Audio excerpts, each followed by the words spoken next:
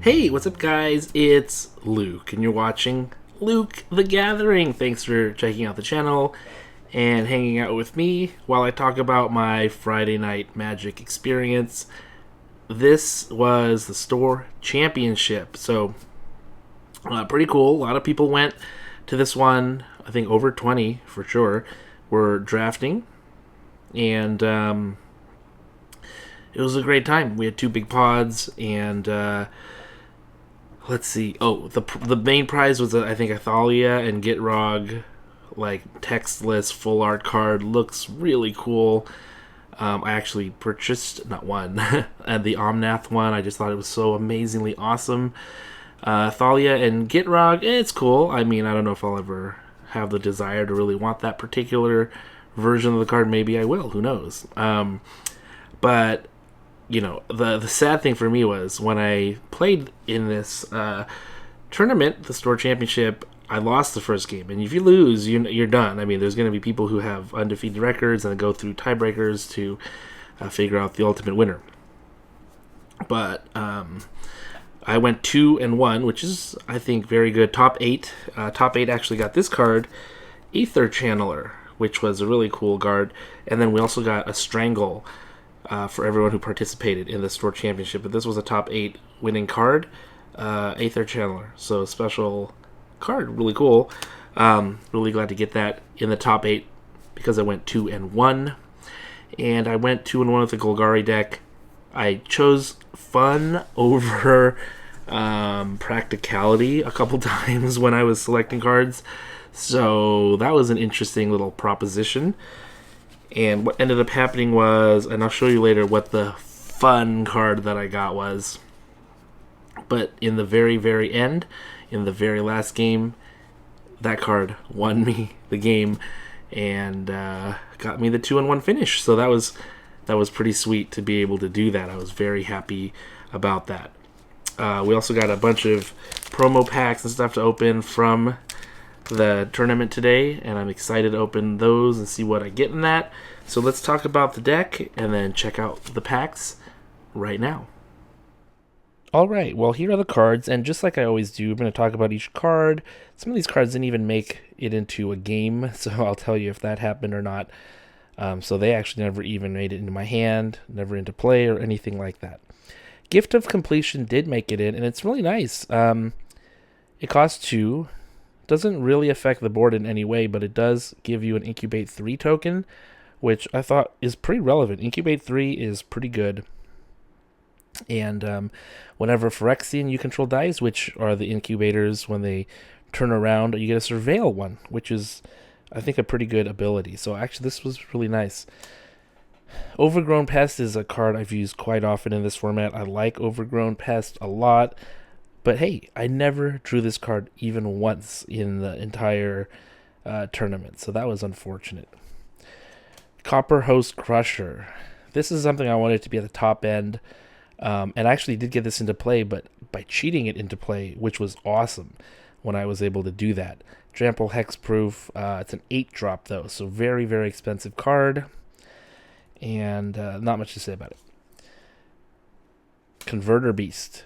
Another really nice card. It's you get a 0-1 and then an Incubate 5, which of course is a lot. Incubate 5 is great.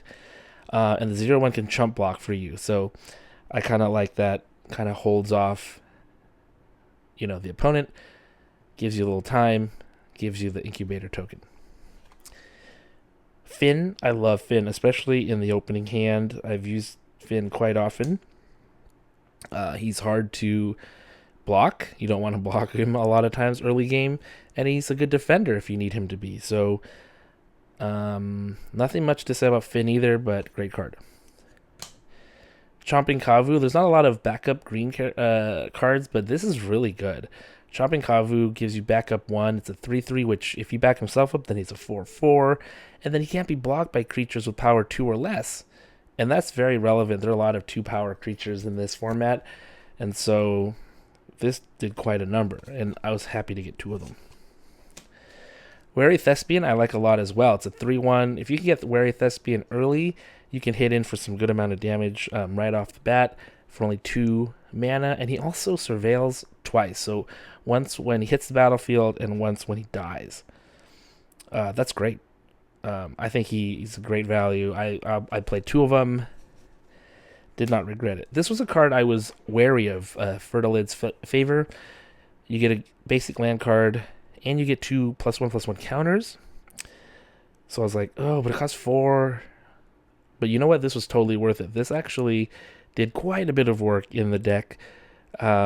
Used it almost every time I saw it, and it did affect the board meaningfully. It helped me win combats. It got me the land I needed. Really great. Deadly Derision. This is just an amazing card overall. I think everyone knows that. Premium removal. Get rid of anything, and then make a treasure as well. So that's great. Collective Nightmare. This is also a good card. -3/-3 kills a lot of things. And this is, of course, I'm going through the removal suite that I had. I had 2 Final Flourishes, which were great. You can either try to get rid of something small, or you can kick it to get rid of something bigger. Just an awesome card. Vanquish the Weak. Again, lots of removal. Destroy target with power 3 or less. Add instant speed. Here's another removal card. Invasion of Lorwyn. When this enters the battlefield, you can destroy ***. Target a non-elf creature opponent controls with power X or less. X is the number of lands. This was great. This actually won me the game on top of with another card, which I'll talk about later. Never flipped it though, which would have been fun. Tangled Skyline. This card always overperforms for me. The gain 5 life is very significant often. And incubate 5, and then Phyrexians you have reach. So like a lot of flying things that are smaller, this just gets them, especially with that incubate 5. This was really one of the all-stars of the deck, the Kami of Whispered Hopes. This thing can produce tons of mana if you give it like Fertilid's Favor, and it gives you whatever mana you need. I just really like this card. I got 2 of them. Ichor Shade, decent card.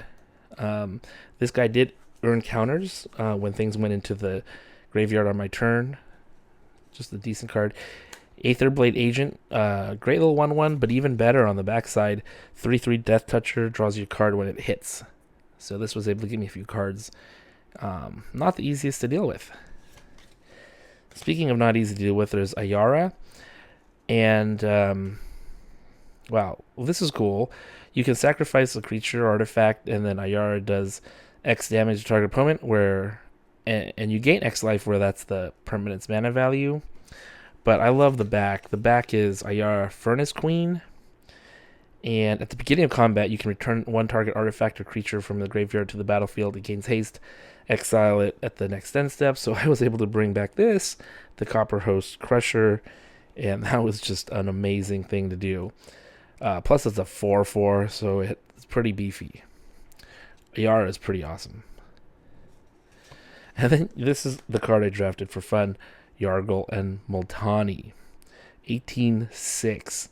And it was just really a fun card to draft at the very least. And but you know what? I wanted to have some fun. Even though it was a Sword Championship, I probably should have drafted something else other than this. But it won me the very last game and got me top 8. So that's great. I really wanted to get it on the kite sail so it could fly, because otherwise it just gets chump blocked or whatever to oblivion. But nope, that didn't happen. What happened was I actually had the Invasion of Lorwyn to remove a blocker, and then he got a swing in for 18, and they already took a couple damage, so that was game over. And so there you have it. I got to use Yargle and Multani. It's cool. It's just a cool thing to do. But yeah, let's do this. Let's open these packs first. We'll go with Infinity. I've been opening a few of these already week by week when I win things, and really just trying to get the shock lands. I haven't really had real success in getting that. Let's see if that changes today. Our rare is Truss, Chief Engineer. It's an Acorn, which means it's not playable normally. We got a Mountain, and that's it. Yep, so nothing. Scroll Token, Concession Stand, Dart Throat. Yeah, so again, Infinity did nothing. Phyrexia. This is, oh, set booster. So cool. Set boosters are nice. Oh, we got, oh, so these are backwards. Glitza's Courier. This is our list card. 2/3 Mountain Walker. Skull Welder. And then here's our rare Azuri Stalker of Spheres. Not a card I use that often. Quicksilver Fisher. Oh, I remember the Cephalod Sentry. And we got an island, and then that kind of cool looking black and white art card. Okay, now let's go to the March of the Machine set booster. Another prize pack from today. Was that Trexa? Looks cool. Hey, we got another list card common. Shifting Wall. Counts as a wall. Comes into play with X +1/+1 counters on it. Well, that's kind of neat. Ooh, Blighted Burgeoning. That's kind of a cool card. We got Realm Breaker. The tree actually drafted one of those for no reason. Yeah, and the rest are just, yeah, nothing crazy. And then, of course, we got that. All right, and then we're going to open these promo packs.